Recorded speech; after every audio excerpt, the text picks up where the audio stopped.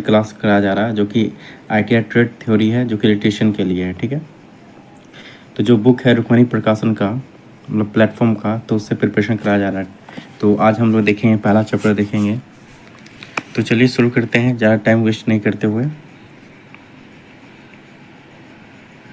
तो पहला चैप्टर हमारा है घरेलू वैद्युतिक उपकरण, डोमेस्टिक इलेक्ट्रिकल अप्लायंसेस। ठीक है, तो आज हम लोग पहला चैप्टर से स्टार्ट कर रहे हैं। तो चलिए शुरू करते हैं।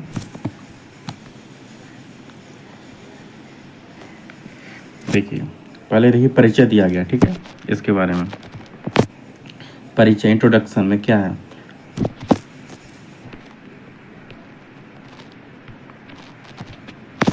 देखिए, विद्युत एक प्रकार की ऊर्जा है। इसे उसके उपयोग जैसे ऊष्मा, प्रकाश, यांत्रिक ऊर्जा आदि से अनुभव किया जाता है। क्या बोला गया? विद्युत एक प्रकार की ऊर्जा है। क्या है? एक प्रकार की विद्युत क्या है, मतलब इलेक्ट्रिसिटी क्या है? आपका एक प्रकार का क्या है? ऊर्जा है। ठीक है,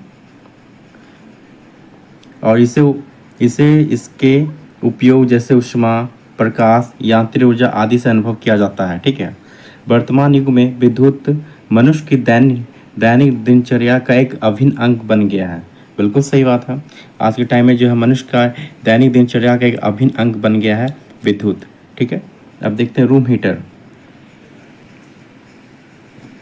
देखिए, रूम हीटर जो हम लोग ठंडा के टाइम में यूज़ करते हैं, आप देख सकते हैं। ठीक है, क्या दिया गया है? ठंड के मौसम में कमरे को गर्म करने के लिए प्रयोग किया जाने वाला हीटर रूम हीटर कहलाता है। तो ऑब्वियस सी बात है, ये तो सिंपल है, आपको पता होंगी। यह मुख्यतः दो प्रकार का होता है। रूम हीटर जो होता है यह मुख्यतः दो प्रकार का होता है। कैसा? रोड प्रकार का हीटर और एक बाउल प्रकार का हीटर होता है। ठीक है, तो रोड प्रकार का हीटर ये कैसा होता है? देखिए, तो इसमें क्या है? देखिए, रोड प्रकार का इस तरह का होता है। ठीक है, इस तरह जो जाता है, इस तरह, इसको क्या कहते हैं? मेस लीड कहते हैं। ठीक है, और ये आपका रहता है, ये क्या आपका उष्मक तंतु है। ठीक है, और ये आपका क्या है? ये आपका परावर्तक है, और ये आपका क्या है? ये आपका ग्रिल है। ठीक है, इस प्रकार के हीटर में रोड की संख्या 1 या 2 होती है। 2 रोड वाले रूम हीटर में एक स्विच के द्वारा ऐसी व्यवस्था बनाई जाती है कि आवश्यकता अनुसार एक अथवा दोनों उष्मक तंतुओं को ऑन किया जा सके। ठीक है, तो क्या बोला गया है? इस प्रकार के हीटर में रोड की संख्या 1 या 2 होती है। ठीक है, कितना? 1 या 2 होती है।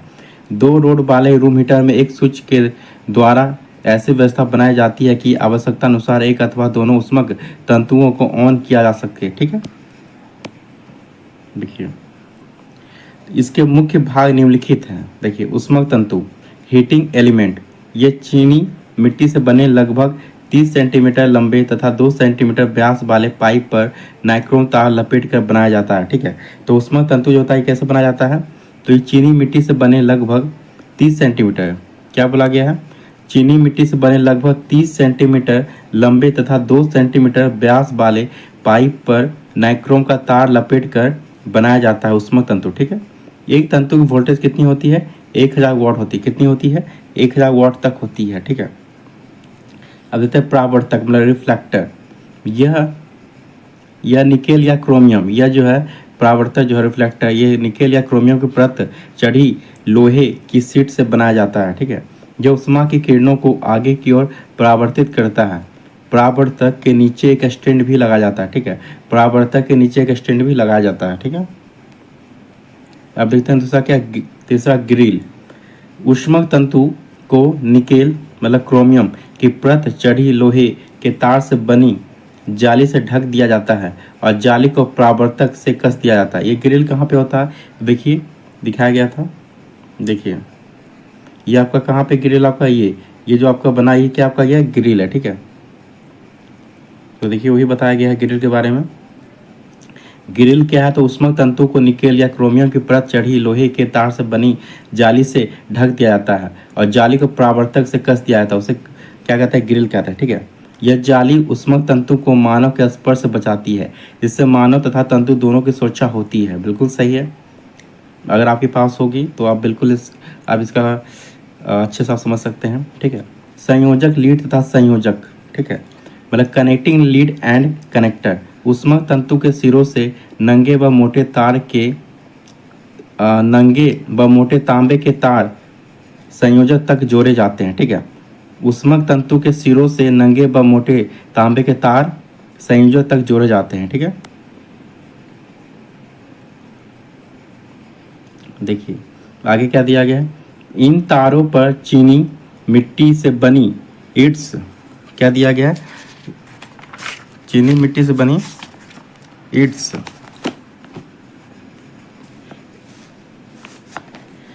क्या है, बिट्स है। ठीक है, चीनी मिट्टी बनी बिट्स, चीनी मिट्टी की बनी क्या है, बिट्स चढ़ाकर इन्हें अचालक, ठीक है, यहाँ क्या लिखा हुआ अचालक। ठीक है, इन तारों पर चीनी मिट्टी से बनी बिट्स चढ़ाकर इन्हें अचालक आवरण युक्त किया जाता है, मतलब इंसुलेटर किया जाता है। ठीक है, अब देखते हैं स्विच। दो रोड वाले हीटर में संयोजक के बाद एक स्विच, क्या लिखा हुआ, दो रोड वाले हीटर में संयोजक के बाद एक स्विच, यहाँ पे क्या स्विच है। ठीक है, स्विच लगाया जाता है जो दूसरे तंतु के श्रेणी क्रम में संयोजित किया जाता है। ठीक है, स्विच को ऑन करने पर दोनों तंतु समांतर क्रम में विद्युत स्रोत से संयोजित हो जाते हैं। ठीक है,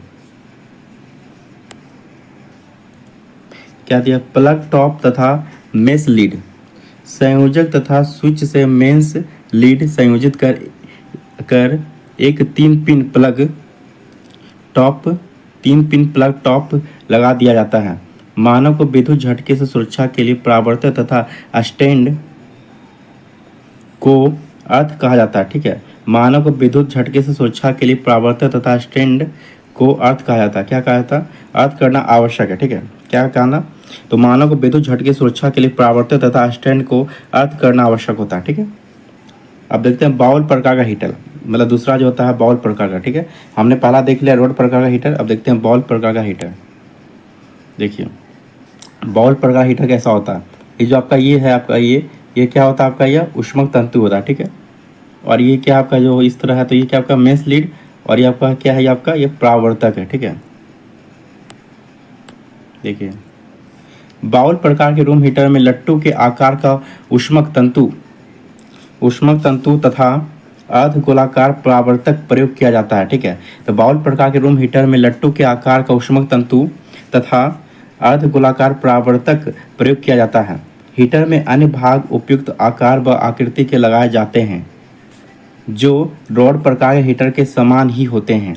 यह हीटर केवल एक तंतु वाला होता है और इसके तंतु की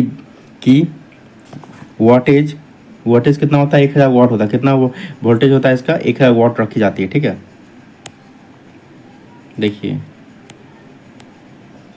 दिया विद्युत स्टोव, इलेक्ट्रिक स्टोव, रसोई घर में खाना पकाने के लिए प्रयोग किया जाने वाला वैद्युतिक उपकरण क्या कहलाता है, विद्युत स्टोव कहलाता है। क्या कहलाता है, विद्युत स्टोव कहलाता है। ठीक है, आप देख सकते हैं ये जो आपका ये लाइनिंग है, इसको क्या कहते हैं हम, बॉडी कहते हैं। ठीक है, और ये जो आपका ये क्या है, आपका प्रिल है। ठीक है, और ये आपका जो क्या होता है, ये आपका सॉकेट होता है, और ये क्या आपका इंसुलेटेड हैंडल है। ठीक है,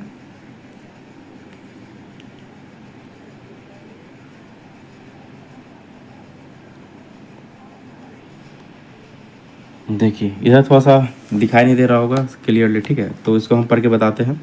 तो इसके मुख्य भाग निम्नलिखित है। ठीक है, तो किसके मुख्य भाग निम्नलिखित है, तो विद्युत स्टोव के भाग निम्नलिखित है। तो क्या पहला है, हीटर प्लेट। पहला क्या है, यह हीटर प्लेट लिखा हुआ, क्या हीटर प्लेट। ठीक है, तो यह चीनी मिट्टी से बनी होती है। ठीक है, तो हीटर प्लेट जो होता है चीनी मिट्टी से बनी 15 सेंटीमीटर या 20 सेंटीमीटर व्यास वाली तथा 25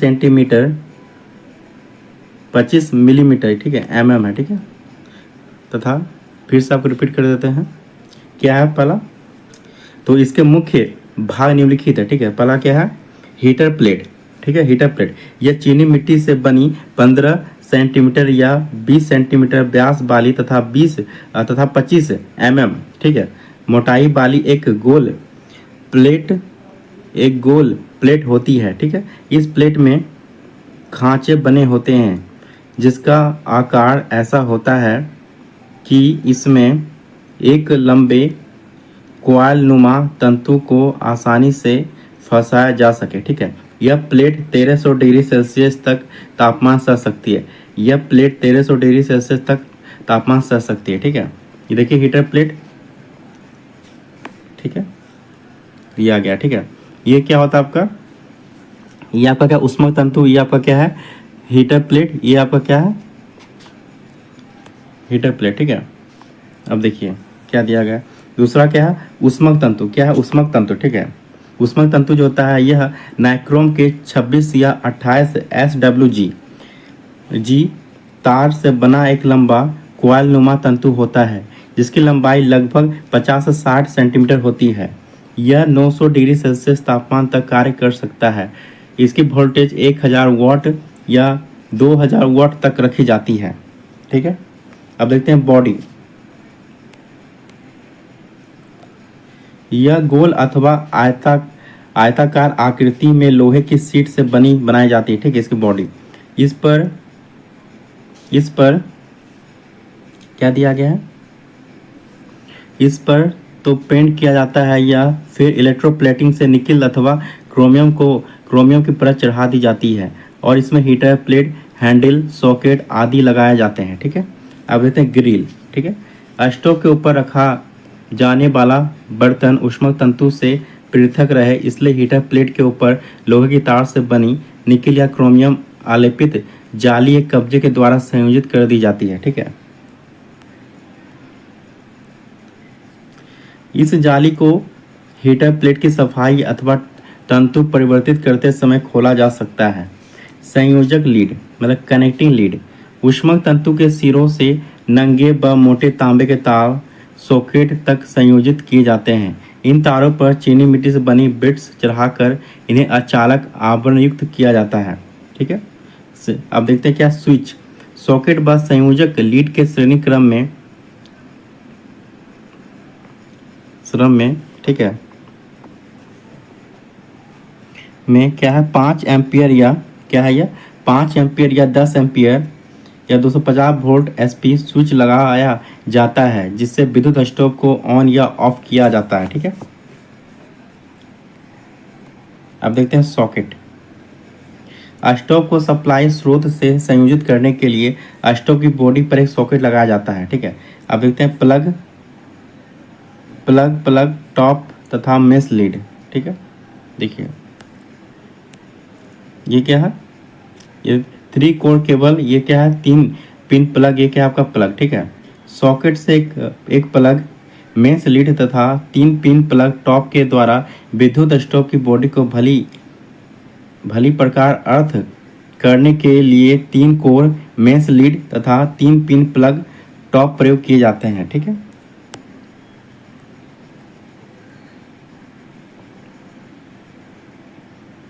अब देखते हैं विद्युत प्रेस इलेक्ट्रिक आयरन। ठीक है, घरेलू तथा व्यावसायिक क्या है, घरेलू तथा व्यावसायिक स्तर पर सर्वाधिक प्रयोग किया जाने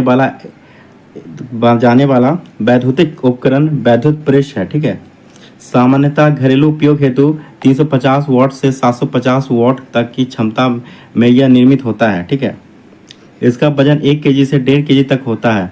अब बहुत कम वजन के भी बनाए जाते हैं। विद्युत प्रेस के मुख्य भाग निम्नता है। देखिए क्या क्या, देखिए क्या ये उष्मक तंतु। ठीक है, यह माइल्ड स्टील से बनी लगभग त्रिभुजाकार 20 सेंटीमीटर से 30 सेंटीमीटर लंबी, 12 सेंटीमीटर से 18 सेंटीमीटर चौड़ी तथा 10 मिलीमीटर से 15 मिलीमीटर मोटी प्लेट होती है। इसकी निचली सतह भली प्रकार पॉलिश की हुई तथा समतल होती है। ठीक है, अब देखिए क्या है उष्मक तंतु हीटिंग एलिमेंट। यह अब्रक के त्रिभुजाकार टुकड़े पर चपटी नाइक्रोम तार लपेट कर बनाया जाता है। तंतु के सिरों से तांबे की 2 संयोजित पत्तियां लगाई जाती है। इसकी वोल्टेज प्रायः 350 वाट, 450 वाट, 600 वाट या 750 वाट रखी जाती है। तंतु को अभ्रक की 2 त्रिभुजाकार शीट्स के बीच रिवेट कर दिया जाता है। सोल प्लेट के ऊपर सर्वप्रथम उष्मक तंतु लगाया जाता है। ठीक है, अब देखिए प्रेशर प्रेशर प्लेट, ऊष्मा तंतु के ऊपर एस्बेस्टस की एक त्रिभुजाकार सीट रखकर कास्ट आयरन या माइल्ड स्टील से बनी एक प्रेशर प्लेट कसी जाती है। प्रेशर प्लेट को सोल प्लेट पर कसने के लिए सोल प्लेट में दो चूड़ी युक्त छिद्र बने होते हैं, जिसमें बिना हेड के बोल्ट कस दिए जाते हैं और नट्स द्वारा प्रेशर प्लेट को सोल प्लेट पर कस दिया जाता है। अब देखते हैं ढक्कन मतलब कवर। लोहे की सीट से बनी ढक्कन तंतु व प्रेशर प्लेट को ढक लेता है और प्रेस करने वाले व्यक्ति को विद्युत झटके तथा सोल प्लेट की उष्मा से बचाता है। ठीक है, अब देखते हैं इसका हैंडल। यह उष्मा अचालक पदार्थ जैसे लकड़ी, बैकेलाइट या प्लास्टिक का बना होता है आयरन का। ठीक है, हैंडल तथा ढक्कन दोनों को ही सोल प्लेट पर कसे गए बोल्ट्स पर बंद टॉप वाले नट से कम दिया जाता है। ठीक है, अब इसका सॉकेट। तंतु की संयोजक पत्तियों को एक सॉकेट में कस दिया जाता है। सॉकेट को हिल के पास लगाया जाता है। ठीक है, सॉकेट कहाँ लगाया जाता है? हिल के पास लगाया जाता है। अब देखते हैं हिल क्या होता है। गर्म प्रेस की लकड़ी फर्श या वस्त्र पर नहीं रखा जा सकता। इसे खरी अवस्था में फर्श या मेज पर रखा जाता है। इसके लिए सॉकेट की और लोहे के मोटे तार से बनी हील लगाई जाती है। ठीक है,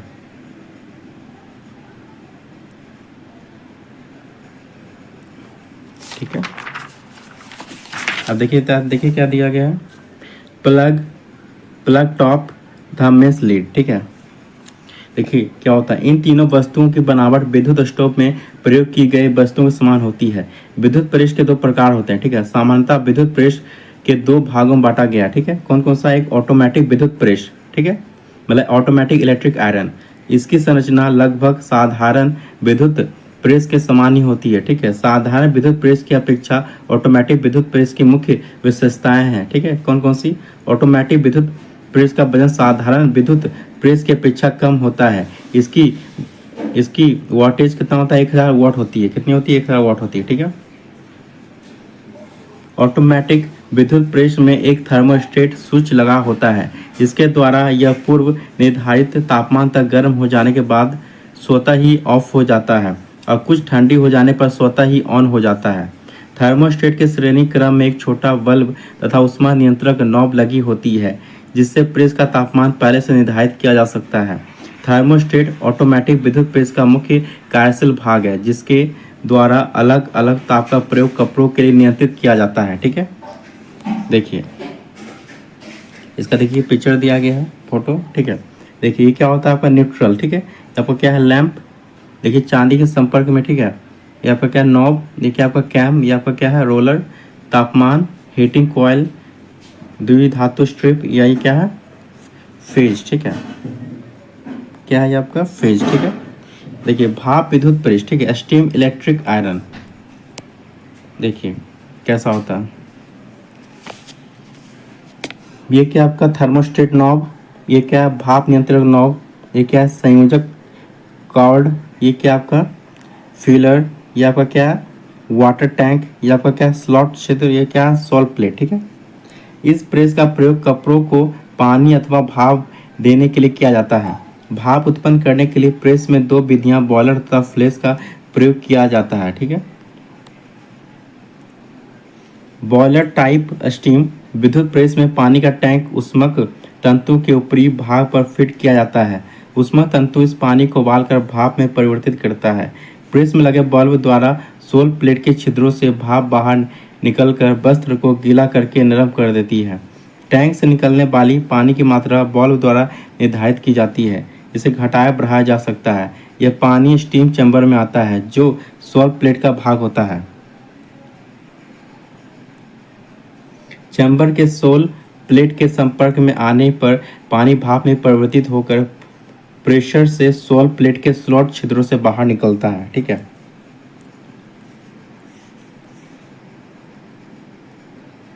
देखिए क्या है? थर्मोस्टेट। ठीक है, क्या है ये आपका? ये आपका आयरन है। ठीक है, ये आपका क्या है? समायोजक स्क्रू। ये क्या? कॉपर। ठंडी अवस्था में द्विधात्विक पत्ती। ये क्या है? संपर्क बिंदु। ठीक है, थर्मोस्टेट शब्द का अर्थ क्या होता है? नियत ऊष्मा। थर्मोस्टेट शब्द का अर्थ क्या होता है? नियत ऊष्मा, ठीक है। थर्मोस्टेट में दो विभिन्न धातुओं को पत्तियों को जोड़कर एक एक एक द्विधात्विक पत्ती बनाई जाती है, ठीक है। इसमें प्रयुक्त दोनों धातुओं का ध्येय प्रसार गुणांक भिन्न भिन्न होना चाहिए और उनमें पर्याप्त अंतर क्या है? पर्याप्त अंतर होना चाहिए ताकि तापमान के अनुसार फैल या सिकुड़ सके, ठीक है। द्विधात्विक पत्ती से जुड़े दो संयोजक बिंदु किसी विद्युत परिपथ के लिए ऑन ऑफ स्विच का कार्य करते हैं। इसका प्रयोग विद्युत प्रेस, स्टोव, ओवन आदि में किया जाता है, ठीक है। अब देखिए कार्य प्रणाली। सामान्य तापमान पर द्विधात्विक पत्ती सीधी रहती है, ठीक है। जब इस पत्ती का तापमान एक निश्चित तापमान से अधिक हो जाता है तो यह एक और मुड़ जाती है, क्योंकि तांबे का दैर्ध्य प्रसार गुणांक लोहे की अपेक्षा काफ़ी अधिक होती है, ठीक है।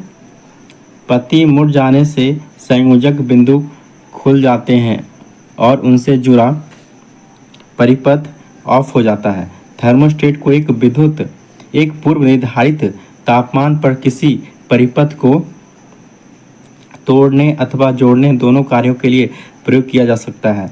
परिपथ तोड़ने के लिए संयोजक बिंदु द्विधात्विक पत्ती की तांबे वाली सतह की ओर लगाए जाते हैं तथा परिपथ जोड़ने के लिए संयोजक बिंदु तांबे वाली सतह के विपरीत ओर लगाए जाते हैं। देखते हैं विद्युत केतली, इलेक्ट्रिक केतल। अल्प मात्रा में जल गर्म करने, दूध गर्म करने, चाय, कॉफ़ी आदि के लिए प्रयोग किया जाने वाला वैद्युतिक उपकरण विद्युत केतली कहलाता है, ठीक है। क्या कहलाता है? विद्युत केतली कहलाता है, ठीक है। देख सकते हैं ये क्या आपका टॉप कवर है, क्या आपका टॉप कवर, ये क्या हैंडल है इसका, ठीक है। और ये क्या उष्मक तंतु है, ठीक है। ये क्या आपका एस्बेस्टस शीट है, ये क्या सॉकेट, ये क्या बॉटम कवर, ये क्या प्रेशर प्लेट, और ये क्या है बोल्ट, ये क्या आपका लेग, ठीक है। देखते हैं संरचना इसका विद्युत केतली का। इसमें मुख्यतः स्टेनलेस स्टील अथवा पीतल की चादर से बना बेलनाकार बर्तन होता है जिसकी तली चपटी होती है और कुछ मोटी चादर से बनी होती है, ठीक है। बर्तन के मुंह पर एक ढक्कन लगा होता है और बर्तन की दीवार पर अचालक पदार्थ से बना एक हैंडल लगा होता है। बर्तन की तली पर विद्युत प्रेस की भांति 350 वाट या 450 वाट का वृत्ताकार उष्मक तंतु फंसा होता है, ठीक है। उष्मक तंतु को कसने के लिए बर्तन को तली के मध्य में एक बिना हैंड वाला बोल्ट वेल्ड कर दिया जाता है, ठीक है।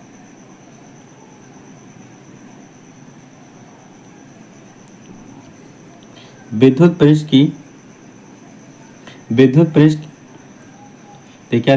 प्रेस की भांति इसमें एस्बेस्टस शीट, प्रेशर प्लेट, ढक्कन आदि भाग होते हैं।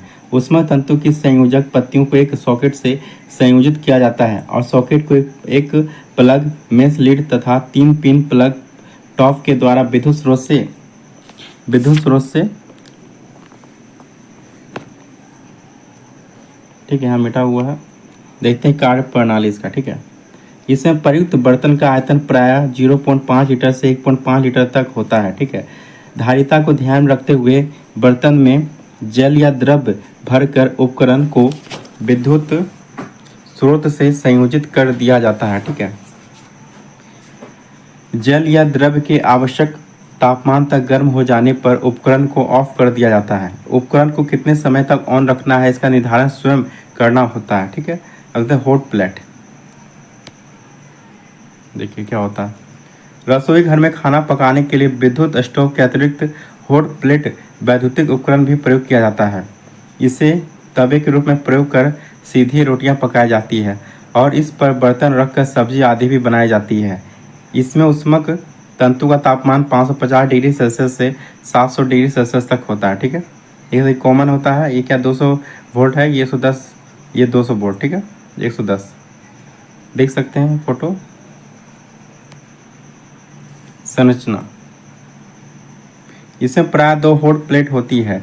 माइल्ड स्टील से बनी समतल वृत्ताकार प्लेट के नीचे या दो विद्युत केतली की भांति ऊष्मक तंतु लगाया जाता है अथवा फायर क्ले या पोर्सिलेन स्लैब में बंद ऊष्मक तंतु प्रयोग किया जाता है।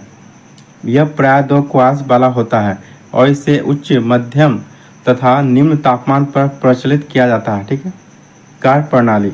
उपकरण का ऊष्मक तंतु हॉट प्लेट को गर्म करता है और हॉट प्लेट अपने ऊपर रखे बर्तन को गर्म करती है। सामान्यतः हॉट प्लेट का उपयोग रोटियां सेकने, ब्रेड पीस सेकने आदि के लिए ही किया जाता है। ठीक है।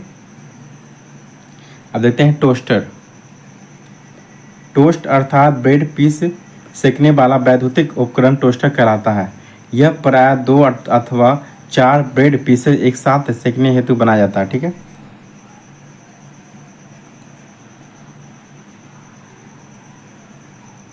देखिए संरचना। सामान्य प्रकार के 2 अथवा 4 टोस्ट एक साथ सेकने वाले उपकरण में प्रयुक्त हीटिंग एलिमेंट को 3 भागों में बनाया जाता है जिससे कि प्रत्येक ब्रेड पीस के दोनों पार्श्वों को एक साथ सेका जा सके। ये तीनों भाग ऊर्ध्व स्थिति में स्थापित किए जाते हैं और श्रेणी क्रम में संयोजित कर दिए जाते हैं। एलिमेंट की वोल्टेज प्रायः 600 वॉट, 750 वॉट, 1000 वॉट, 1250 वॉट रखी जाती है। ये एलिमेंट्स माइका शीट पर नाइक्रोम तार लपेटकर बनाए जाते हैं। ठीक है। देखते हैं कार्य प्रणाली। उपकरण की क्षमता के अनुसार 2 या 4 ब्रेड पीसेज उपकरण के शीर्ष पर बने 2 खांचों में खड़े कर दिए जाते हैं। एक पुश बटन को दबाने से ब्रेड पीसेज उपकरण के अंदर चले जाते हैं और साथ ही उपकरण ऑन हो जाता है।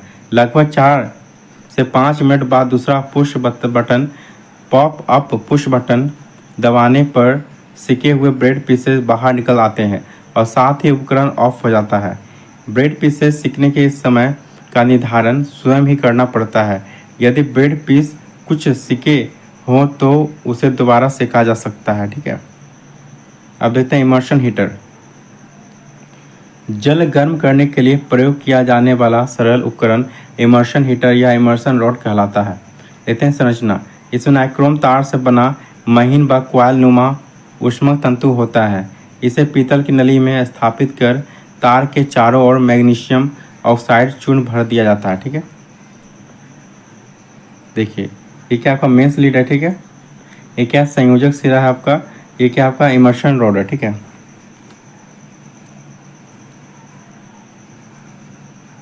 यह अचालक चूर्ण ताप का सुचालक होता है जो ऊष्मक तंतु को नली से पृथक रखता है। तंतु के दोनों सिरों पर एक एक मोटा तांबे का संयोजक तार संयोजित कर नली के सिरों को किसी उपयुक्त ऊष्मारोधी पदार्थ से बंद कर दिया जाता है। इन संयोजक तारों को चीनी मिट्टी तथा बेकेलाइट से बने संयोजक में संयोजित कर मेंस लीड तथा 3 पिन प्लग टॉप लगा दिया जाता है। इमर्शन रॉड की वोल्टेज प्राय 1000 वॉट, 1500 वॉट, 2500 वॉट तक होती है। ठीक है। अब देखते हैं इसकी कार्य प्रणाली। जल गर्म करने के लिए इमर्शन रॉड को जल से भारी बाल्टी में इस प्रकार लटकाया जाता है कि उसका संयोजक जल से बाहर रहे। 10 मिनट से 30 मिनट में एक बाल्टी जल स्नान के योग्य गर्म हो जाता है। ठीक है। अब देखते हैं गीजर। गीजर एक प्रकार का वैद्युतिक उपकरण है जिसका प्रयोग जल को गर्म करने के लिए किया जाता है। स्नान घर में किचन में वॉश बेसिन हेतु गर्म जल प्राप्त करने के लिए इसे नल में फिट किया जाता है। ठीक है। गीजर को देख सकते हैं। ठीक है। गीजर निम्न प्रकार के होते हैं। ठीक है। क्या क्या है। इंस्टेंट गीजर होता है। क्या होता है। इंस्टेंट गीजर होता है। दूसरा क्या है। स्टोरेज गीजर होता है। ठीक है। देखते हैं इंस्टेंट गीजर। ठीक है। देखिए इंस्टेंट गीजर देखिए ये क्या होता है। फ्यूजिबल प्लग है। ये क्या जल का स्तर होता है। ठीक है। ये ऊष्मक तंतु एक ग्लास बूल है। ये बाह्य केस है। ठीक है। ये क्या आंतरिक टैंक है। ये थर्मोस्टेट। ठीक है। ये क्या प्रेशर रिलीज वाल्व। ये क्या इनलेट। ये क्या आउटलेट। ठीक है। अब एक एक करके बताते हैं क्या। यह माइल्ड स्टील शीट से बना बेलनाकार आकृति का बर्तन होता है। इसके ऊपर इनेमल पेंट मतलब सफ़ेद कर दिया था। ठीक है। इस बर्तन के अंदर एक और बेलनाकार बर्तन होता है जो तांबे की शीट से बनाया जाता है तथा इसकी भीतरी सतह पर टीन की परत चढ़ाई जाती है। इन दोनों बर्तनों के बीच उष्मारोधी पदार्थ ग्लास बोल भर दिया जाता है।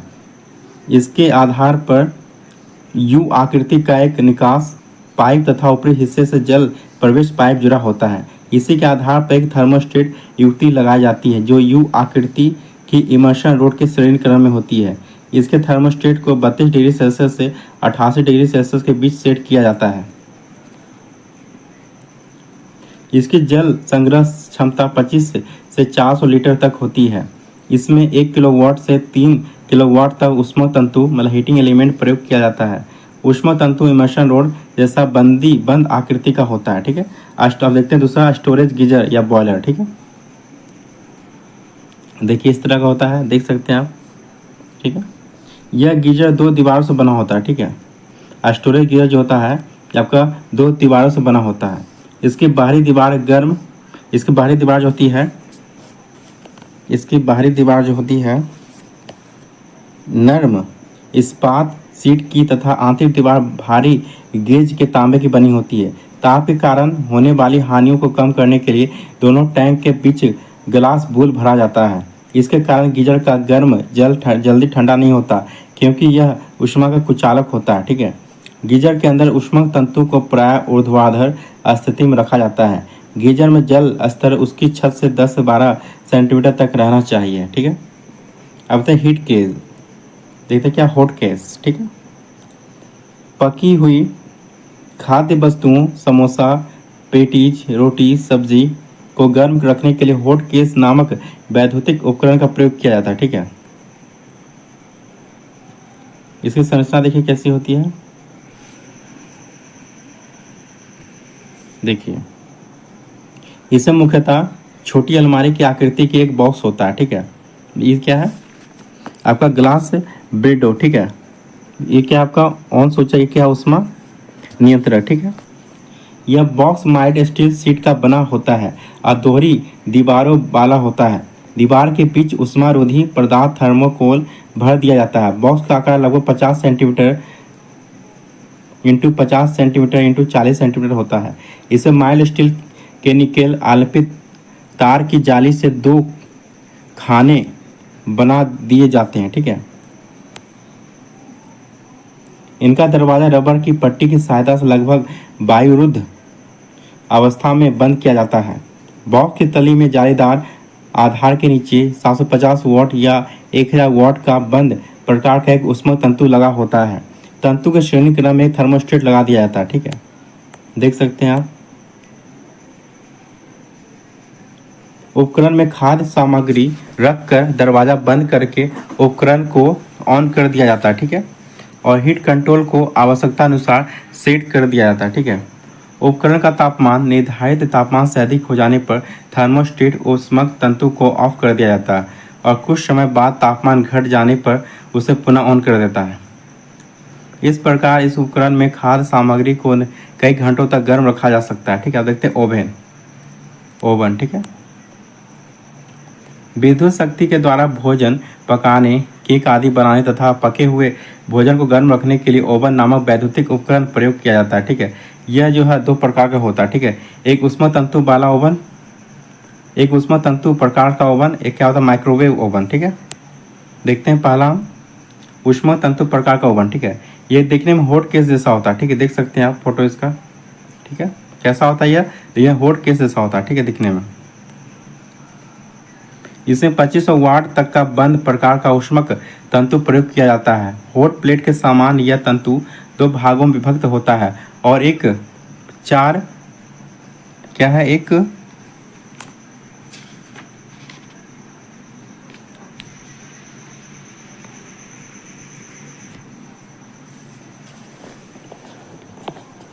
एक 4 ठीक है क्या है एक 4 स्थितियों वाले रोटरी स्विच के द्वारा उपकरण को उच्च, मध्यम तथा निम्न तापमान पर चलाया जा सकता है। ठीक है, उच्च तापमान स्थिति का प्रयोग सब्जी आदि बनाने के लिए किया जाता है।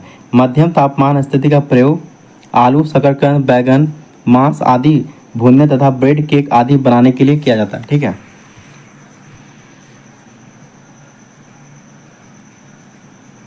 देखिए अगला, निम्न तापमान स्थिति में इस उपकरण को हॉट केस की भांति पके हुए भोजन को गर्म रखने के लिए प्रयोग किया जाता है। हॉट केस की भांति ही इसमें भी थर्मोस्टेट, ऊष्मा नियंत्रक आदि लगाए जाते हैं। एक तो दूसरा माइक्रोवेव ओवन दूसरा, ठीक है। फोटो देख सकते हैं इसका। यह ओवन में भी दिखने में हॉट केस जैसा होता है, ठीक है, परंतु इसमें कोई ऊष्मक तंतु प्रयोग नहीं किया जाता है, अपितु 300 से 3000 mHz आवृत्ति वाली 100 सेंटीमीटर से 10 सेंटीमीटर तरंगदैर्घ्य वाला विद्युत चुंबकीय तरंगों के द्वारा ऊष्मन क्रिया संपन्न की जाती है। ये उच्च आवृत्ति वाली तरंगें ओवन में रखे खाद्य पदार्थ के कणों को इतनी तीव्र गति पर कंपन करती है कि वे 4 से 5 मिनट में ही पक जाते हैं। इन तरंगों को उत्पन्न करने के लिए उपकरण में इलेक्ट्रॉनिक परिपथ का प्रयोग किया जाता है। इस प्रकार के ओवन में खाद्य पदार्थों को धातु बर्तनों में नहीं रखा जाता है। भोजन पकाने के लिए कांच, चीनी मिट्टी आदि या चालक पदार्थों के बने बर्तन प्रयोग किए जाते हैं, ठीक है। देखते हैं माइक्रोवेव ओवन का कार्य सिद्धांत, ठीक है। ये देखिए क्या है, ये आंतरिक भाग है, क्या है परावर्तित किरणें, ये क्या है भोजन, ठीक है, ठीक है।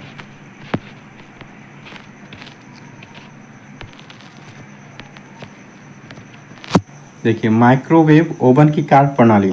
माइक्रोवेव ओवन डाई इलेक्ट्रिक क्या है,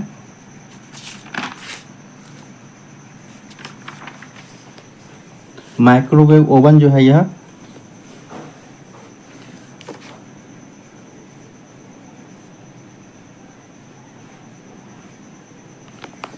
डाई इलेक्ट्रिक हीटिंग सिद्धांत पर आधारित है, जिसके अनुसार जब माइक्रोवेव ऑन होता है तो उसके अंदर उच्च आवृत्ति 2540 mHz की माइक्रोवेव विकिरण उत्पन्न होती है।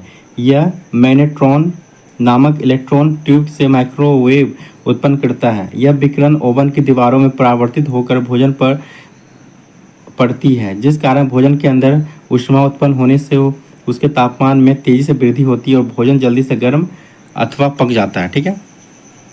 देखते हैं हीट कंडक्टर क्या है, हीट कन्वर्टर, ठीक है, क्या है हीट कन्वर्टर, ठीक है, क्या है हीट कन्वर्टर, ठीक है।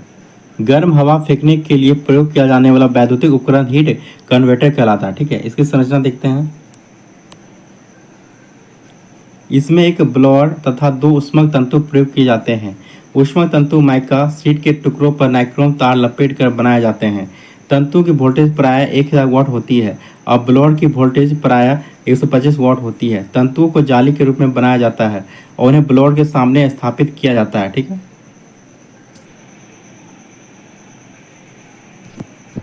देखते हैं इसकी कार्य प्रणाली।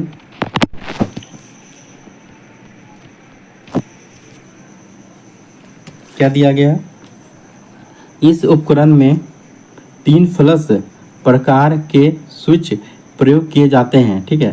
तीनों स्विचेस आपस में इस प्रकार जुड़े होते हैं कि उन्हें एक एक करके क्रम में ऑन तथा ऑफ किया जाता है, ठीक है। पहला क्या है, परंतु स्विच संख्या 1 को ऑफ करने पर तीनों स्विचेस एक साथ ऑफ हो जाते हैं, ठीक है।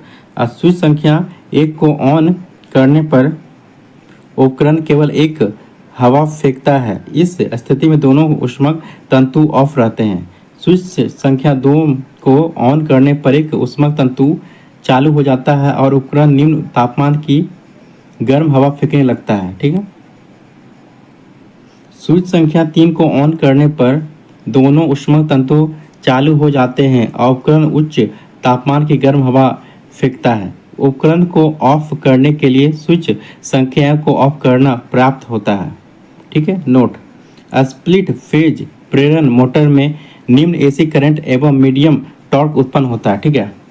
इसका प्रयोग पंखे, blower, centrifugal pump, drilling machine, cooler, fan में करते हैं। यह 0.05 किलोवाट में वाट से 0.5 किलोवाट तक की सीमा वाली होती है। परमानेंट कैपेसिटर इंडक्टर मोटर का प्रयोग पंखा में करते हैं, ठीक है। आप देखते हैं हेयर ड्रायर, ठीक है, क्या है हेयर ड्रायर। स्त्रियों के गीले बालों को सुखाने के लिए बनाया गया वैद्युतिक उपकरण हेयर ड्रायर कहलाता है। यह हीट कन्वेक्टर का लघु रूप होता है। ठीक है, देख सकते हैं ये क्या है आपका, यह इम्प्लेयर है, ये क्या है आपका ऊष्मक तंतु, ये क्या है स्विच, ये क्या है ब्लोअर, ये क्या है संयोजक कोड, ये क्या है हेयर ड्रायर। ठीक है, यह संरचना देते हैं हेयर ड्रायर की। इसमें एक छोटा ब्लोअर और एक छोटा हीटिंग एलिमेंट होता है। एलिमेंट माइका के आयताकार टुकड़ों पर नाइक्रोम तार लपेट कर बनाया जाता है। हीटिंग एलिमेंट की वोल्टेज प्राय 800 वाट होती है। इसकी आवृत्ति इस प्रकार की रखी जाती है कि इसे हाथ में पकड़कर प्रयोग किया जा सके। ठीक है, देखते हैं कार्य प्रणाली इसकी। ठीक है, उपकरण के स्विच को ऑन करने पर ब्लोअर तथा हीटिंग एलिमेंट चालू हो जाता है और उपकरण गर्म हवा फेंकने लगता है। ठीक है, हेयर कटिंग सैलून में प्रयोग किए जाने वाले हेयर ड्रायर में 2 खंडों वाला हीटिंग एलिमेंट तथा थर्मोस्टेट भी प्रयोग किया जाता है, जिससे कि निम्न, मध्यम तथा उच्च तापमान वाली गर्म हवा प्राप्त की जा सके। हीटिंग एलिमेंट तथा थर्मोस्टेट का परिपथ हॉट प्लेट के परिपथ के समान होता है। हेयर ड्रायर में छोटा PMDC मोटर 18,000 से 2,000 RPM स्पीड वाली प्रयोग की जाती है। सामान्यतः यह छायांकित पोल मतलब शेडेड पोल मोटर्स होते हैं, जिसकी गति आवृत्ति द्वारा नियंत्रित होती है। ठीक है, देखते हैं विद्युत इंक्यूबेटर। ठीक है, क्या है विद्युत इंक्यूबेटर। ठीक है,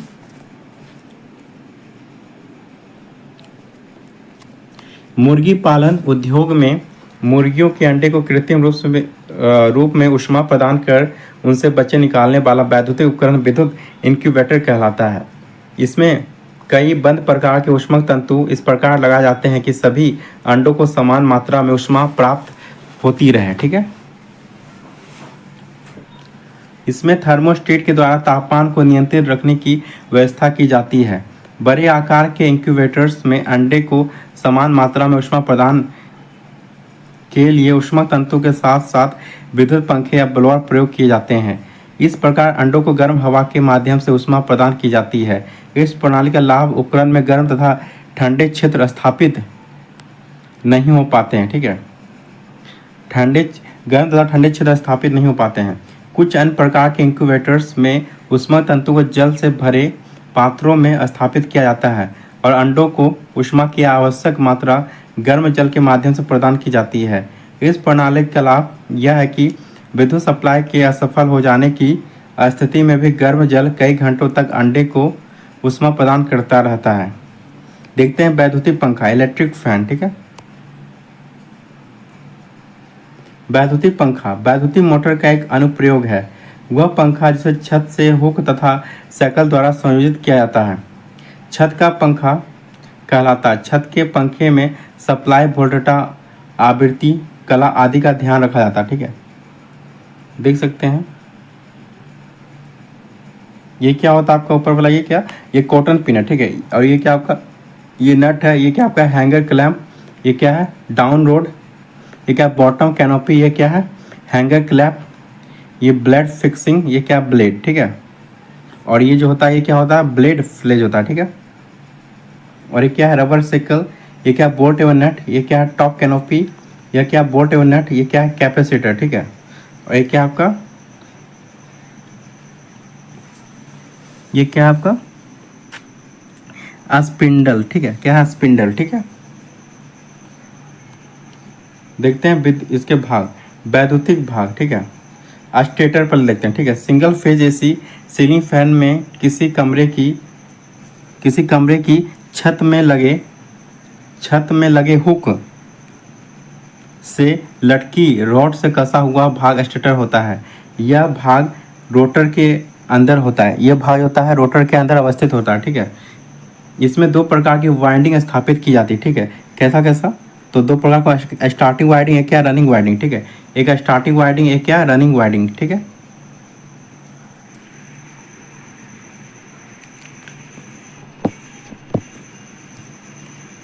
देखिए पहला क्या रोटर के बारे में देखते हैं। तो क्या होता है पंखे का रोटर स्क्विरल केज के रोटर के समान बनाया जाता है। ठीक है, यह स्टेटर के चारों ओर घूर्णन करता है। इसी पर ब्लेड्स कैसे होते हैं, ठीक है। देखते हैं संधारित्र मतलब कैपेसिटर, ठीक है। स्प्लिट फेज प्रकार की सिंगल फेज मोटर में संधारित्र का प्रयोग आवश्यक है। 1.5 mu F two 2.5 mu F, ठीक है। यह स्टार्टिंग वाइंडिंग के श्रेणी क्रम में संयोजित किया जाता है। इसका प्रमुख कार्य मोटर को अधिक प्रारंभिक टॉर्क प्रदान करना है, ठीक है। देखते हैं रेगुलेटर, ठीक है। देख सकते हैं रेगुलेटर, ये क्या है रेगुलेटर, ठीक है। ये क्या है रनिंग कॉइल, ये क्या है स्टार्टिंग कॉइल, ठीक है। विद्युत पंखे की घूर्णन गति को उसकी अधिकतम घूर्णन गति की अपेक्षा घटाने के लिए रोटेटर के श्रेणी क्रम में एक रेगुलेटर संयोजित किया जाता है। यह स्टेटर पर आरोपित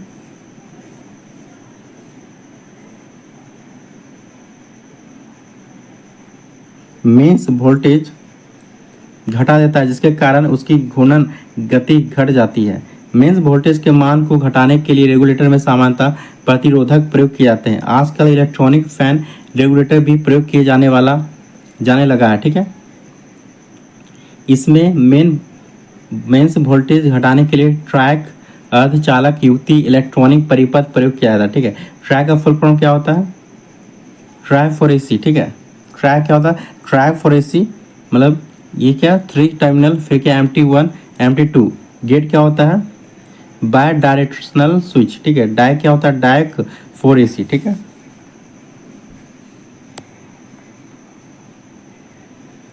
ये क्या है पंखा ट्रैक, ये ड्रैक, ये क्या विभव मापी एसी, ठीक है। देख सकते हैं इसका फोटो। इस प्रकार के रेगुलेटर की विद्युत शक्ति खपत नगण्य होती है, अतः पंखे को कम गति पर चलाने से विद्युत शक्ति खपत से बचत होती है, ठीक है। देखते हैं यांत्रिक भाग, मैकेनिकल पार्ट्स। सीलिंग फैन में प्रयोग किए जाने वाले यांत्रिक भाग कौन कौन से होते हैं, देखिए क्या होता है। 2 बॉल बेयरिंग्स होता है, ठीक है। रोड होता है, बॉडी होता है, ब्लेड्स होता है जिसके लंबाई कितना होता है 24 इंच या 48 इंच होता है, ठीक है। नट बोल्ट्स होता है, ठीक है। और 2 कप कवर्स होता है, ठीक है। 2 बॉल बेयरिंग होता है, ठीक है। देखते हैं कार्य प्रणाली। जब सप्लाई से स्विच ऑन करके गति नियंत्रण को ऑन किया जाता है तो मोटर के प्रारंभ कुंडल के श्रेणी क्रम में जुड़ा कैपेसिटर मोटर को प्रारंभ करने में सहायता करता है। जब मोटर को धारा मिलती है तो फील्ड वाइंडिंग में चुंबकीय क्षेत्र स्थापित हो जाता है। रोटर को घुमाने के लिए बल लगता है जिससे मोटर घूमने लगती है। मोटर के घूमने पर मोटर से जुड़े ब्लेड्स घूमने लगते हैं।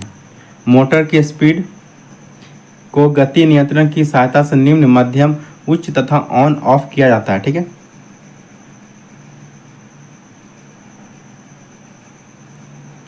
आज का ब्लेड पॉलीस्टाइनिंग से बने होते हैं, ठीक है। आजकल के ब्लेड जो है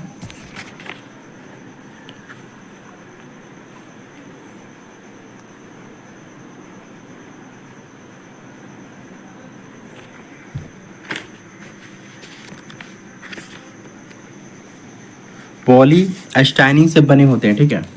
जो हल्के वजन का होता है, सामान्यतः कार्बन स्टील, ठीक है, और स्टील कोवर्ड और क्या है हाइटेनियम इत्यादि से भी बने होते हैं, ठीक है। देखते हैं विभिन्न वैद्युतिक पंखे, ठीक है, वेरियस इलेक्ट्रिकल फैंस। देख सकते हैं ये क्या है, ये है केबिन पंखा, ठीक है। ये क्या होता है, एक सर्कुलेटर पंखा और क्या एग्जॉस्ट पंखा और क्या होता है पेडेस्टल पंखा, ठीक है। ये क्या है पेडेस्टल पंखा, ठीक है। उपयोग के आधार वैद्युतिक पंखे निम्न प्रकार के होते हैं, ठीक है। देख सकते टेबल फैन, ठीक है। टेबल फैन बना देते हैं, क्या होता है स्टेटर होता है, ये क्या है आपका, ये रोटर है, ये क्या आपका, ये ब्लेड है, ये क्या आपका, ये गॉर्ड है, ठीक है। ये क्या है ब्लेड सेक है, ठीक है, सेंक है। ये क्या है क्लिप, ये क्या है संधारित्र मतलब कैपेसिटर है, ठीक है। और ये क्या स्टैंड, ये क्या गति नियंत्रण नॉब, ये क्या बैक कवर, ये क्या स्पिंडल, ये क्या ऑसिलेटर नॉब, ठीक है। मेज या स्टूल आदि पर रखकर प्रयोग किया जाने वाला पंखा, प्रयोग किया जाने वाला विद्युत पंखा क्या कहलाता है, टेबल फैन कहलाता है, ठीक है। सीलिंग फैन की अपेक्षा इसमें निम्न भिन्नताएं होती है, ठीक है। इसमें रोटर स्टेटर के अंदर स्थापित किया जाता है। ठीक है, स्टेटर एक मजबूत और भारी स्टैंड से जुड़ा होता है। संधारित्र तथा रेगुलेटर स्टैंड भी स्थापित किए जाते हैं। स्टेटर के साथ प्रायः ऑसिलेटिंग युक्ति जुड़ी होती है जो पंखे के स्टेटर को लगभग 90 डिग्री सेल्सियस से 100 डिग्री सेल्सियस 90 डिग्री से 100 डिग्री अंश तक घुमाती रहती है। ठीक है, यह युक्ति यांत्रिक होती है और रोटर सॉफ्ट से जुड़ी होती है। ठीक है, देखते हैं केबिन फैन। ठीक है, इसकी संरचना टेबल फैन के समान होती है। इसका स्टैंड भारी नहीं होता है और इसे जो है कमरे की दीवार पर पेंचों के द्वारा कस दिया जाता है। केबिन फैन का उपयोग बस, रेलगाड़ी आदि में किया जाता है जो प्रायः 24 या 28 वोल्ट्स डीसी प्रचालित होता है। ठीक है, अब देखते हैं पेडेस्टल फैन। ठीक है, इसकी संरचना भी टेबल फैन के समान होती है। इसका स्टैंड लगभग 120 सेंटीमीटर ऊंचा तथा भारी होता है। ठीक है, यह ऑसिलेटिंग तथा नॉन ऑसिलेटिंग दोनों प्रकार का बनाया जाता है। देखते हैं एयर सर्कुलेटर फैन। इसकी संरचना पेडेस्टल अथवा केबिन फैन के समान होती है। इसमें प्रायः 2 ब्लेड होते हैं और इसकी घूर्णन गति 1500 आरपीएम होती है। यह पंखा अन्य सभी पंखों की अपेक्षा वायु को अधिक घुमाता है। ठीक है, वायु निकास पंखा एग्जॉस्ट फैन। इसकी संरचना कैबिन फैन के समान होती है परंतु यह एक अर्धगोलीय आकार के फ्रेम में इस प्रकार स्थापित किया जाता है कि यह किसी कक्ष के अंदर की वायु को खींचकर कक्ष से बाहर फेंक सके। ठीक है,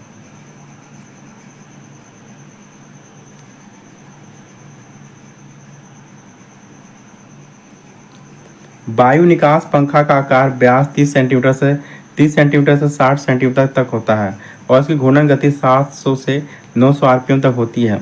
इसका उपयोग रसोई घर, उद्योगशालाओं, डेजर्ट कूलर्स आदि में किया जाता है। सीलिंग फैन की कैपेसिटर का मान शक्ति मतलब वाट इंटू दक्षता % गुना 100 वोल्टेज स्क्वायर गुना आवृत्ति। दक्षता सामान्यतः 80% तक मानी जाती है। सीलिंग फैन सामान्यतः 50 से 75 वाट का प्राय होता है।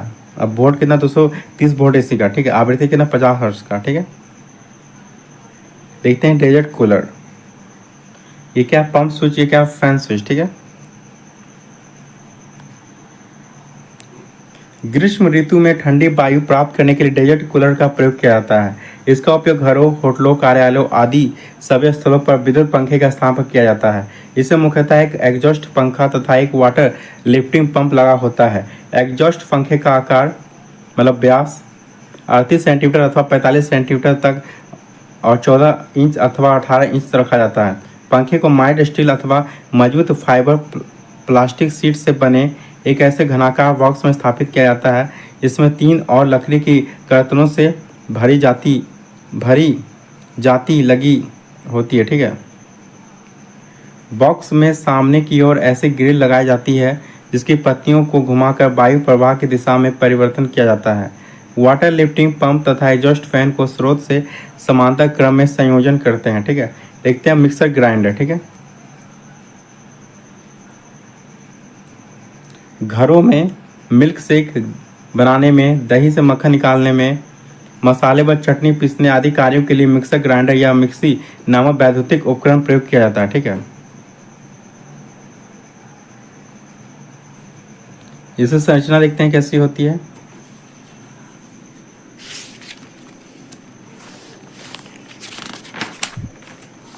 इसमें मुख्यतः यूनिवर्सल प्रकार की सीरीज मोटर प्रयोग की जाती है। ठीक है, जिसकी घूर्णन गति प्रायः 3000 से 12000 आरपीएम होती है।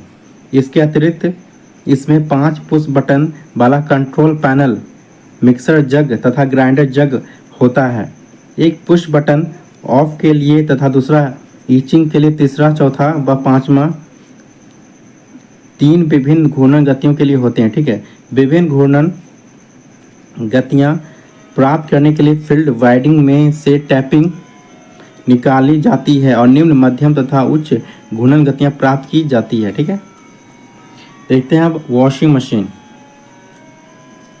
मैले वस्त्रों को धोने के लिए वॉशिंग मशीन नामक वैद्युतिक उपकरण का प्रयोग किया जाता है। ठीक है, सामान्यतः वॉशिंग मशीन 3 प्रकार की होती है। ठीक है, एक मैनुअल या साधारण वॉशिंग मशीन, दूसरा अर्ध स्वचालित वॉशिंग मशीन, तीसरा पूर्ण स्वचालित वॉशिंग मशीन। ठीक है, अब देखते हैं पहला मैनुअल या साधारण वॉशिंग मशीन। ठीक है, मैनुअल ऑर्डिनरी वॉशिंग मशीन, ठीक है।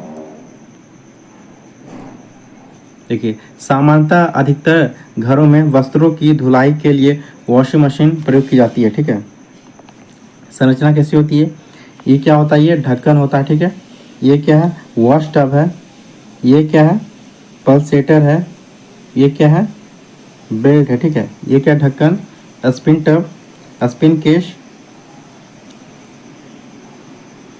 और ये क्या है आपका, ये क्लच है। ये क्या है, मोटर है। ये क्या आपका, ड्रेन है, ठीक है। ये क्या आपका, स्टॉपर। ये क्या है, मोटर है, ठीक है।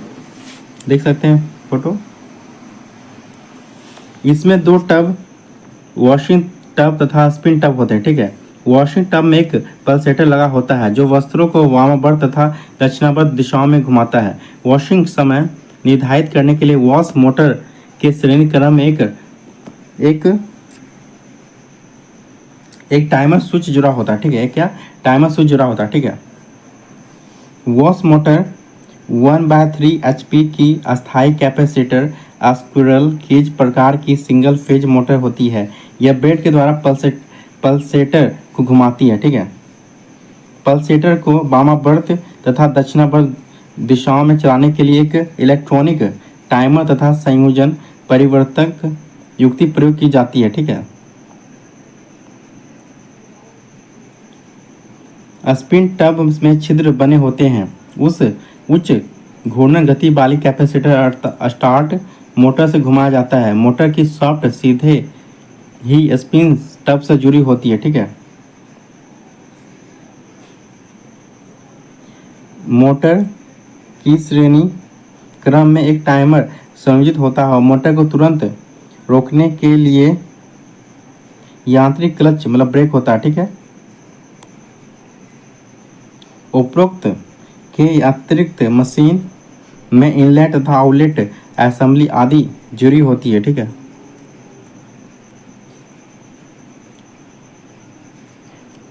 अर्ध स्वचालित वॉशिंग मशीन, ठीक है। इस प्रकार इस भाग इस प्रकार है, ठीक है। यांत्रिक टाइमर मतलब मैकेनिकल टाइमर, यह स्प्रिंग लगी गियर होती है जो श्रृंखला लघुकरण की व्यवस्था करती है। देखते हैं ड्रेन पंप, वॉशिंग मशीन से गंदे पानी को शीघ्र निकालने हेतु यह पंप लगा होता है। मोटर, इसमें कैपेसिटर स्टार्ट मोटर का प्रयोग करते हैं जो 1/3 HP से 1/2 HP तक की शक्ति उत्पन्न करने की क्षमता रखती है, ठीक है। देखते हैं पूर्ण स्वचालित washing machine, fully automatic washing machine. इसमें संपूर्ण कार्य वस्त्र धोने से सुखाने तक मशीन द्वारा ही टब में किया जाता है। इसका नियंत्रण माइक्रो कंट्रोलर युक्त इलेक्ट्रॉनिक परिपथ द्वारा किया जाता है। इसमें निरंतर जल का प्रवाह बनाए रखने हेतु इसे ओवरहेड वाटर टैंक से जोड़ा जाता है, ठीक है। देखते हैं विद्युत घंटी, इलेक्ट्रिक वेल, ठीक है। ये क्या है, समायोजक पेंच। ये क्या है, लॉक। ये क्या है, स्ट्राइकर, लोहे की छड़। विद्युत चुंबक, ये क्या है, घंटी। ये पुश बटन, ठीक है। देख सकते हैं यह एक सरल विद्युत चुंबकीय युक्ति है जिसका उपयोग घरों, कार्यालयों, होटलों आदि में पुकार घंटी के रूप में किया जाता है। इसमें विद्युत चुंबक लौह छड़ समायोजक पेंच में किया जाता है। इसमें विद्युत चुंबक लौह छड़ समायोजक पेंच, लॉक, स्ट्राइकर, घंटी इत्यादि होती है। इसमें अतिरिक्त पुश बटन तथा 6 वोल्ट DC स्रोत सेल होता है, ठीक है।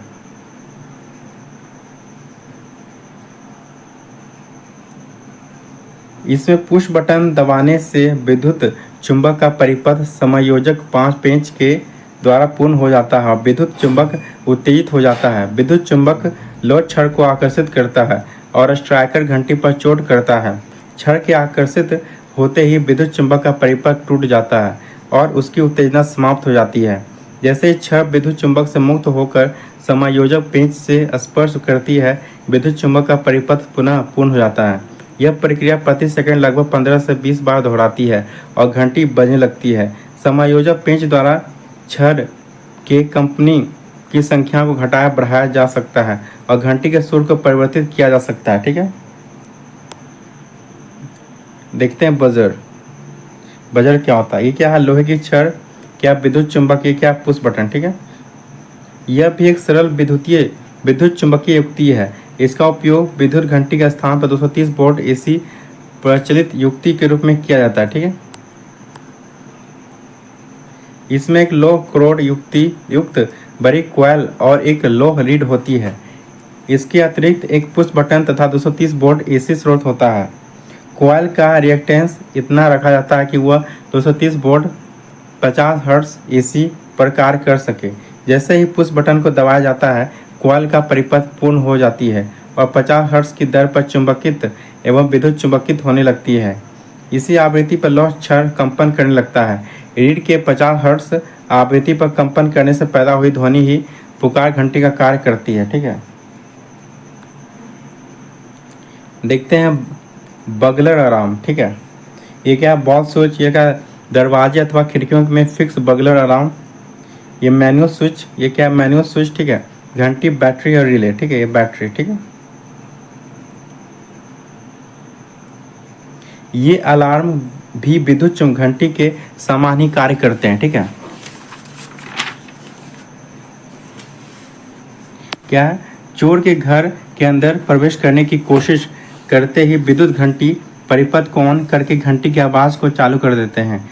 ये स्विच दरवाजे, खिड़कियों तथा रोशनदारों के पीछे लगे होते हैं। इनकी बनावट ऐसी होती है कि दिखाई नहीं देते हैं। ओपन परिपथ बगलर अलार्म में संपर्क पूरा होने पर ही घंटी बजती है, परंतु बंद परिपथ बगलर अलार्म में स्विच का किसी भी स्विच से संपर्क टूट जाने पर भी रिले परिपथ को ऑन कर चोरों की संभावना का संकेत दे सकती है। ठीक है,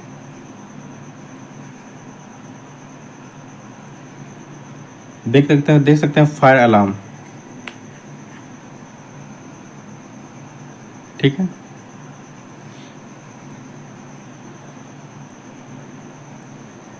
यह अलार्म प्रणाली होती है। यह आग जलाने पर तुरंत सूचना देती है। इस प्रणाली को भवनों, इमारतों, प्रयोगशालाओं, गोदामों आदि में प्रयोग किया जाता है। फायर अलार्म की कार्यप्रणाली, वर्किंग ऑफ फायर अलार्म। ठीक है, परिपथ में थर्मोस्टेटर ऊष्मा संवेदक की तरह कार्य करता है। तब ताप बढ़ता है तो इसका प्रतिरोध घटने लगता है और जब ताप घटता है तो प्रतिरोध बढ़ता है। सामान्य ताप पर इसका प्रतिरोध 10 किलो ओम होता है, जो कि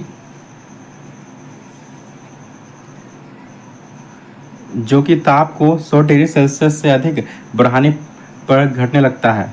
NE555 timer IC quick stable multi vibrator 2 litre की तरह ऑडियो आवृत्ति बैंड में प्रयुक्त किया जाता है।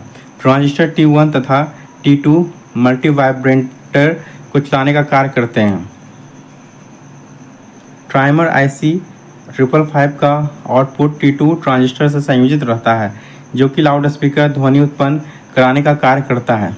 IC की आवृत्ति प्रतिरोध R1, R6 तथा संधारित्र C2 के मान पर निर्भर करती है। अधिक तापमान की अवस्था में थर्मिस्टर को पिघलने से बचाने के लिए इसे माइका टैप से लेपित कर देते हैं। घरों में प्रयोग होने वाला फायर अलार्म 6 वोल्ट से 12 वोल्ट तक की नियत वोल्टता पर कार्य करते हैं। देखते हैं इमरजेंसी लाइट। ठीक है, neon lamp, AC relay lamp. ठीक है, विद्युत सप्लाई असफल हो जाने की स्थिति में प्रकाश उत्पन्न करने हेतु बैटरी चालित इमरजेंसी लाइट का प्रयोग किया जाता है। ठीक है, देखते हैं संरचना।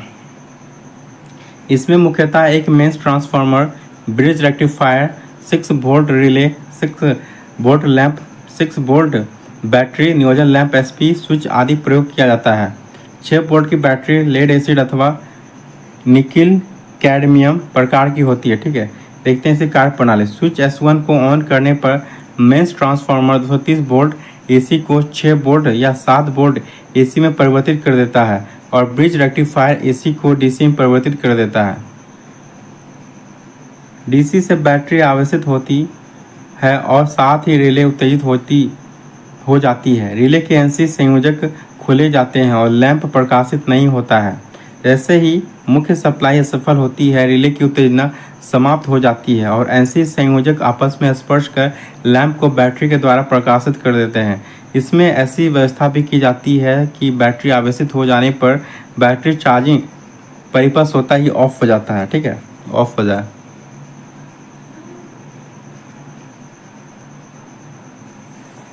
देखते हैं संख्यात्मक प्रश्न, ठीक है, सॉल्व न्यूमेरिकल, ठीक है। देख सकते हैं क्या है, एक 1500 वाट स्प्लिट एयर कंडीशनर एक दिन में 12 घंटे संचालित होता है, एक महीने में कितनी विद्युत इकाइयों की खपत होगा बताइए। एक महीने में 30 दिन मानते हुए, ठीक है, 360 होगा, 540 हुआ, 150 होगा, 450 हुआ, ठीक है। देखिए यूनिटों की संख्या, ठीक है, क्या होता है, वाट इंटू घंटे इंटू दिन होता है, ठीक है। अब बटे में क्या होता है, 1000 होता है, ठीक है। तो बस बैठा लीजिए, वाट कितना दिया हुआ 1500 वाट, तो देखिए 1500 वाट लिखा गया, ठीक है। घंटा कितना 12, तो 12 लिख दिए, ठीक है, ठीक है। और देखिए क्या है, 30 दिन, दिन कितने 30, ठीक है। अब बटे में 1000, जब सॉल्व कीजिए कितना आएगा 540, ठीक है। तो ये हमारा क्या हो जाएगा आंसर, ठीक है। देखिए एक 1000 वाट का हीटर 200 वोल्ट विद्युत सप्लाई से जुड़ा है, यदि एक महीने में 30 घंटे तक जुड़ा रहता है, यदि विद्युत के दाम 4 रुपये प्रति इकाई हो तो महीने का बिजली का बिल कितना होगा, ठीक है। बस सॉल्व कर लीजिए। देखिए कितना दिया, वाट कितना दिया हुआ है 1000, ठीक है, पावर, ठीक है, और टाइम कितना 30 घंटे, वोल्ट कितना 200 वोल्ट, ठीक है। और तब निकालते हैं यूनिटों की संख्या, वाट इंटू घंटे इंटू दिन बटे क्या 1000, ठीक है। बस बैठा लीजिए, कितना आ जाएगा 30 किलो वाट आवर आ जाएगा, ठीक है। और उसके बाद जब खर्च में निकालना था, कितना खर्च दिया 4 दिया होता, तो 30 गुना 4 कीजिए कितना 120 रुपये हो जाएगा, ठीक है। तो इसका सॉल्व कीजिए, 1000 वाट का हीटर प्रतिदिन 4 घंटे प्रयोग में आता है, 35 पैसे प्रति यूनिटों की दर से 30 दिन का बिल क्या होगा। देख सकते हैं व्यय का ऊर्जा क्या होता है, वाट इंटू घंटे इंटू दिन, बस उसको बैठा लीजिए, ठीक है, कितना आ जाएगा 42 रुपये, ठीक है। बस इसी तरह आप देख सकते हैं सब। ये देखिए क्या है, एक 1000 वाट हीटर को एक 240 वोल्ट एसी सप्लाई से जोड़ा जाता है, तो हीटर में प्रवाहित धारा क्या होगा, ठीक है। देखिए क्या है, पी बराबर क्या होता है, वी बराबर आई, पी बराबर क्या होता है वी आई, ठीक है। और टाइम क्या पी बटे भी, ठीक है। तो 1000 बटे 240 देखिए दिया हुआ है, तो सॉल्व करें कितना 4.166 एम्पियर हो जाएगा, ठीक है। किस में हमारा देख सकते हैं ऑप्शन नंबर ए में, ठीक है।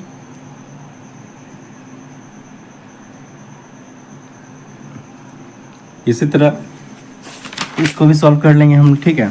5 नंबर का क्या है, किसी अधिष्ठापन की भू धारा का मान उसकी धारा क्षमता पर निर्भर करता है। 3 वाट 240 वोल्ट गीजर के लिए भू प्रतिरोध मान की अधिकतम सीमा कितनी होगी।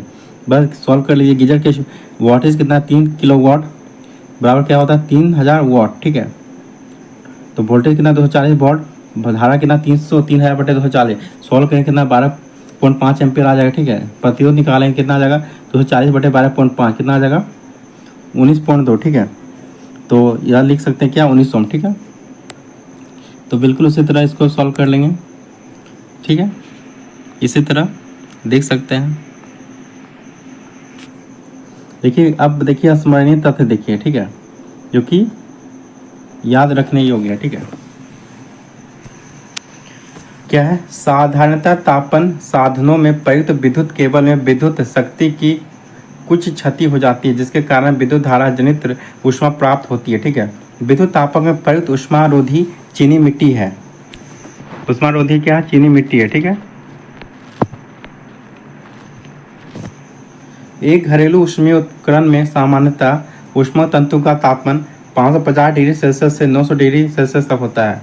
निवारण प्रकार के हीटर का एलिमेंट नाइक्रोम का बना होता है। सावधानी के तौर पर heater, electric iron, water heater प्रयुक्त ऊष्मक तंतु के तापक्रम को 1035 डिग्री सेल्सियस से अधिक नहीं होना चाहिए।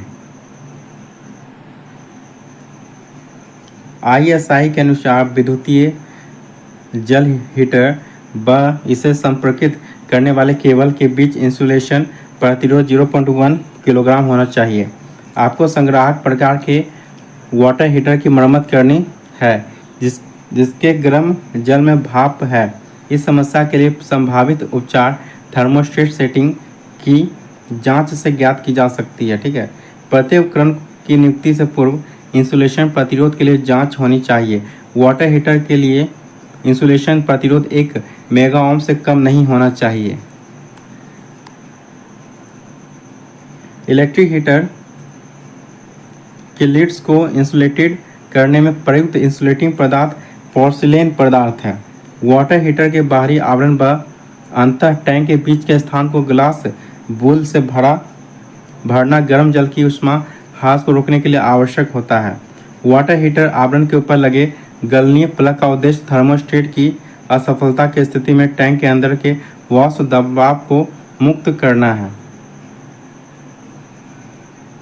हीटर में नियंत्रण घुंडी के न्यूनतम तापक्रम सेटिंग पर नए थर्मोस्टेट के संपर्कों के बीच प्रतिरोध का मान 0 ओम या कुछ ओम से कम होना चाहिए।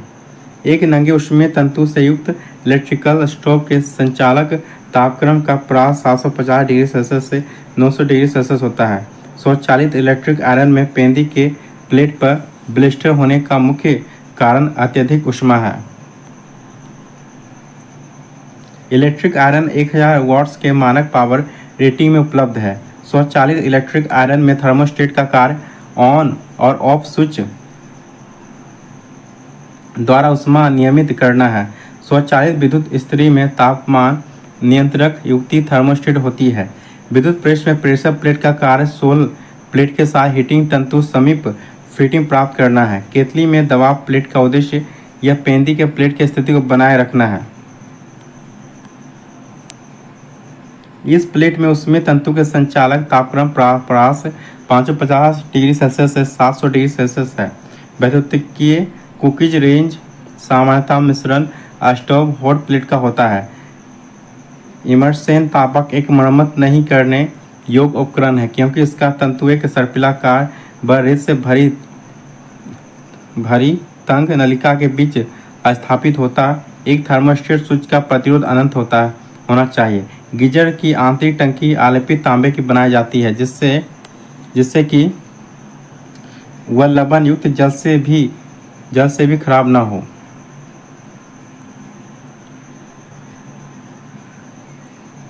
क्या गीजर की आंतरिक सतह पर टीन की परत चढ़ाने का मुख्य कारण क्या है? तांबा की सीट पर कोरोजन प्रभाव को समाप्त करना। ठीक है। गीजर के बाहर ढक्कन व अंतः टैंक के बीच ग्लास बोल प्रयुक्त होता है। आपको एक गीजर की मरम्मत करनी है जो जल गर्म नहीं करता है। इसका संभव कारण थर्मोस्टेट संपर्क में खुलापन हो सकता है। गीजर का फ्यूज का बार बार उड़ जाता है तो इसमें दोष का मुख्य कारण ऊष्मक तंतु का भूमिगत होना है।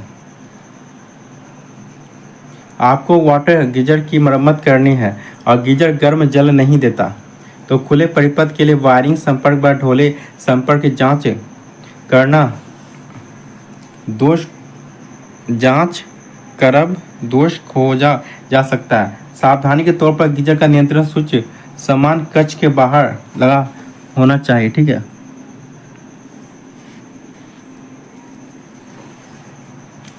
रिसने वाले टैंक से युक्त गर्म जल के गीजर की मरम्मत करनी। इसका संभावित कारण थर्मोस्टेट के गिर्द रिसाव होना है।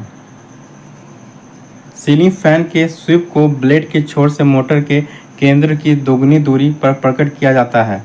सीलिंग फैन में स्थायी संधारित्र इंडक्शन मोटर का प्रयोग किया जाता है। यदि फैन में संधारित्र लघु परिपथीय तो फैन नहीं चलेगा। कुछ सीलिंग फैनों में पुर्जे पूरी मरम्मत के बाद पुनः लगाए गए हैं। इससे दो पंखों को कंपन करते पाया गया।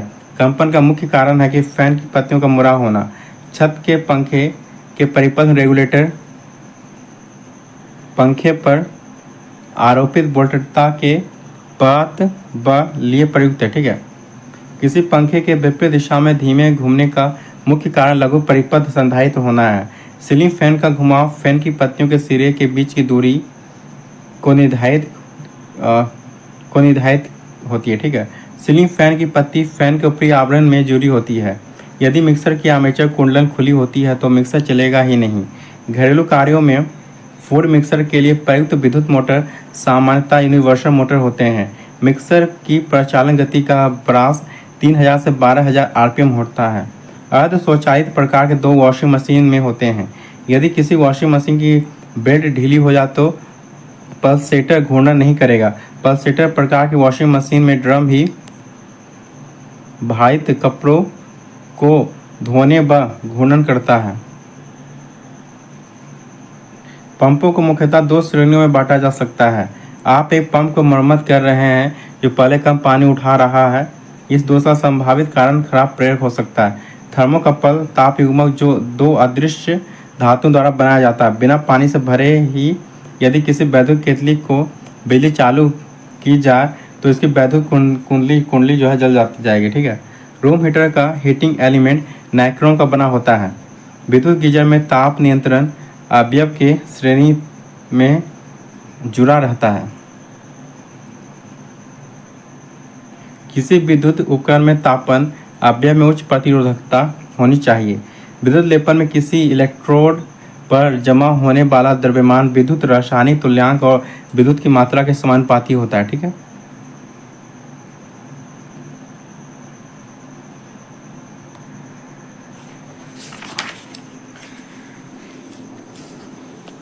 ठीक है। इधर देखिए क्या दिया गया है।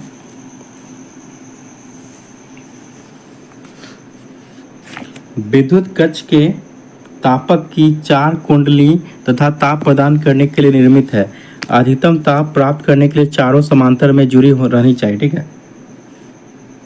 एक इलेक्ट्रिक आयरन को 2 पिन सॉकेट से बिजली की सप्लाई हो रही है। ठीक है।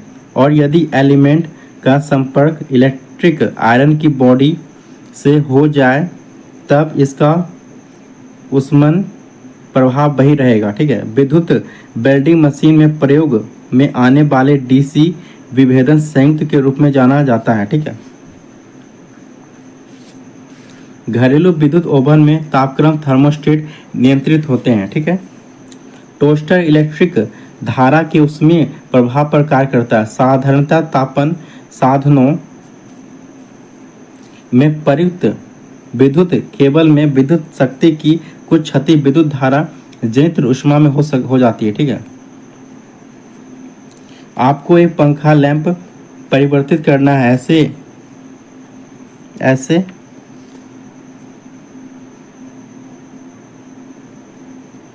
ऐसे मामलों में सबसे सुरक्षित मार्ग मुख्य पूर्ति स्विच को बंद करना है। विद्युत जल तापक और संयोजक केबल के बीच ISI के अनुसार विद्युत प्रतिरोध 1.01 किलो ओम होना चाहिए। एकल तंतु वाले विद्युत तापक की तापमान सीमा 750 डिग्री सेल्सियस से 900 डिग्री सेल्सियस तक होती है।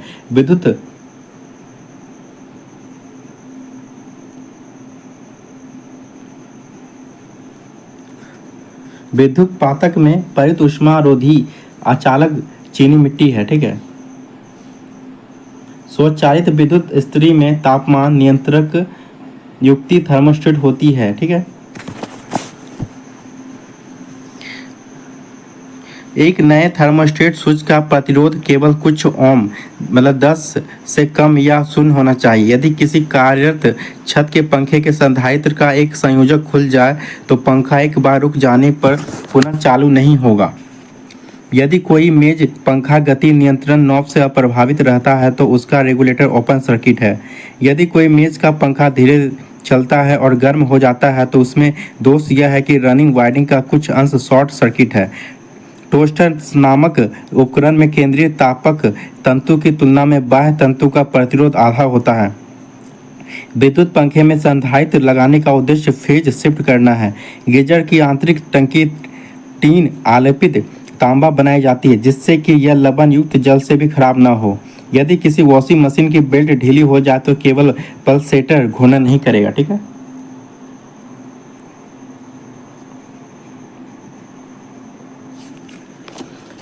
टम्बलर प्रकार की वॉशिंग मशीन में ड्रम ही भारित कपड़ों को धोने के लिए घूर्णन करता है। एक घरेलू ऊष्मीय उपकरण में सामान्यतः तंतु का तापमान 550 डिग्री सेल्सियस से 900 डिग्री सेल्सियस होता है। टोस्टर में केंद्रीय तापक तंतु की तुलना में बाह्य तंतु का प्रतिरोध आधा होता है। विद्युत केतली में आधार पट्टिका का प्रयोजन अवयव को नर्तन के निकट संपर्क में रखना है। वेट ग्राइंडर में संधारित्र स्टार्ट इंडक्शन मोटर का उपयोग किया जाता है।